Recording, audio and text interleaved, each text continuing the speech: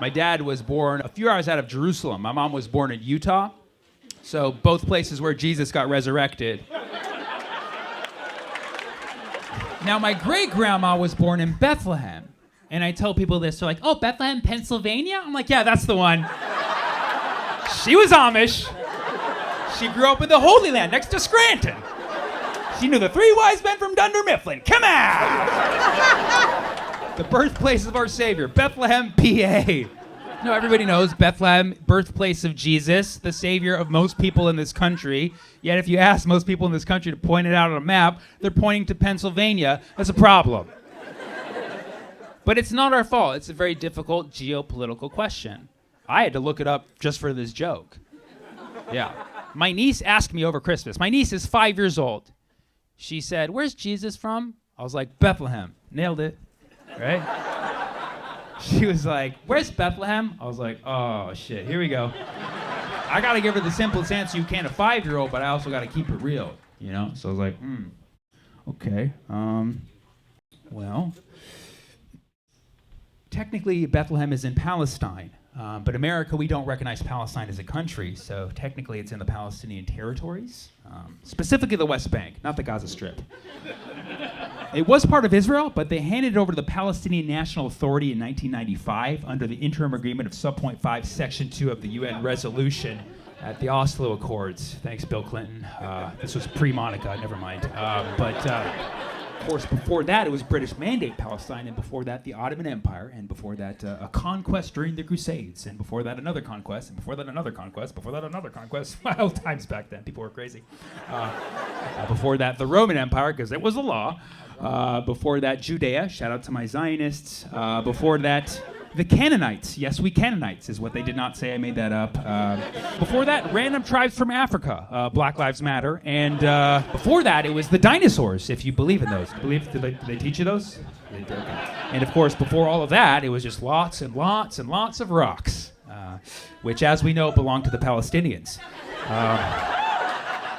Now, one could argue that it still is in Israel, technically, because Israel technically occupies the West Bank. But of course, Israel would say that's not the case, because that's illegal under international law, under many, many counts. Don't tell the UN. JK, they already know.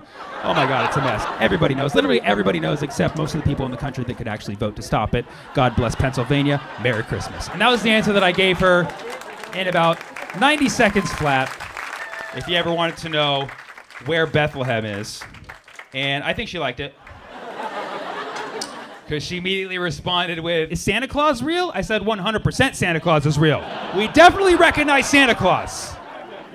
She's like, what are you getting me for Christmas? I said, I gave you the gift of Palestine. What more do you want? Like, people usually pay to see my shows. I gave it to you free of charge. She was like, free Palestine? I was like, exactly. I knew this was a safe space. As you can imagine, these jokes don't do well all over the country. I did that bit not too long ago, and a guy comes up to me after, and he's like, hey, buddy, let me give you some advice. I'm like, oh, this is going to be good. This is why we do it. We come for the laughs, stay for the advice. He's like, let me give you some advice. I'm like, lay it on me, buddy. He's like, don't do political comedy. It really divides the crowd.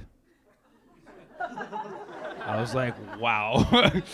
Newsflash. I'd never heard something more obvious in my life. Of course, political comedy divides the crowd. That's what makes it fun. You say something divisive, press people's buttons, split some hairs, and if you're good enough, you can bring them back together with a really bad pun. That's what makes comedy fun. If you think about it, everybody loves political comedy, just not at the same time. That's how it works. You sit and you wait your turn till the comedian says something you like and stand for. You clap, you cheer, you go wild, and then for the rest, you politely shut your freedom hole. That's democracy, baby! And he's like, well, if this is democracy, then I'm giving you my vote. I'm like, no, your vote is to laugh or not laugh. You're trying to, suppress other voters' rights at this point, is what you're doing. He's like, buddy, I'm just trying to give you some advice. I said, you're giving me material, buddy, is what you're doing. And then this was the best part. He leans in and he said, well, buddy, you should trust me because I'm a magician. I said, what? Wait, what? What just happened? What did you just say? You just said, trust me, I'm a magician. I don't think anybody's ever said that before in any language. This guy literally said, trust me, I trick people for money. Trust me, I am a magician? I believe the saying is, don't trust me, I deceive people on a regular basis. That is, like, he might as well just, like, pull the dove out of his hat. Like, trust me, I'm a magician. Just comes out. You're a magician and I'm dividing the crowd? Maybe stop sawing your audience members in half, you divisive mofo.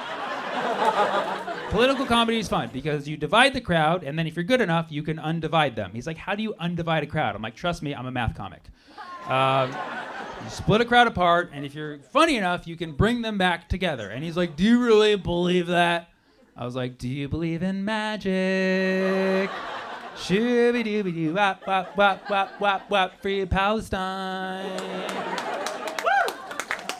And then the truth came out. He said, hey, man, what made me upset is that I'm from Israel and I don't like you talking bad about my people. I was like, I wasn't doing that. I was just telling a joke about historical accuracy. That was all I was doing. And he says, yeah, but now when people meet me and I tell them I'm from Israel, they think I'm bad. I'm like, that's not my fault. That's between you and your government, buddy. Like, use your democracy over there.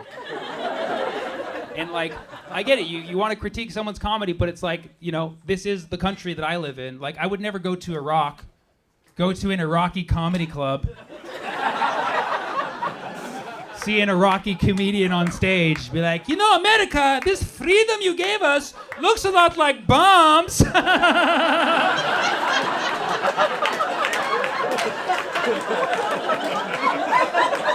And after the show, I'm like, hey, buddy, can you tone it down with that whole anti-American thing? I'm trying to get some out here, you know what I'm saying? Trying to get laid in your country. Not making it look good. And I felt for this guy, but I just think I think he ran out of words because he is a magician. And then he just said, look, man, I heard your Israel-Palestine jokes, and you're just not building any bridges with those. And I said, I'm not trying to build bridges. I'm trying to get laughs. That's the point of comedy. I'm not like, when I go to a show, I don't hope that people throw little tiny toy bridges at the stage, you know? I'm like hoping for ha-has instead, you know? Plus, I'm Palestinian. We don't do bridges, we do tunnels. You know what I mean? So it's like a bridge. You just don't know that it's happening at the time. I guess what I'm saying is we're more connected than you know? See you on the other side.